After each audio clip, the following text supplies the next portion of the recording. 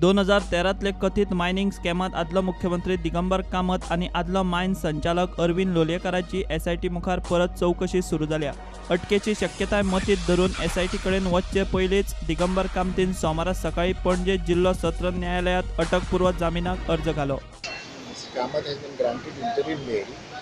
Returnable notice has been issued to the police. Notice is made returnable on the 2nd of May at 10:30. The major contention was that that my client is called by the police at 11 o'clock.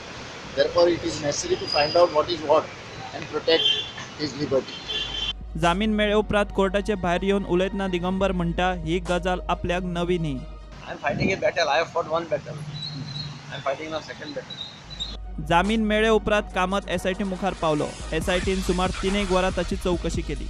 He had called me for an inquiry and for recording my statement. So I recorded my statement. He has just informed that interim relief has been granted. We haven't been issued the notice as such, but this is what he is informing. प्रुडंटा खातीर senior reporter Mukesh Kumar.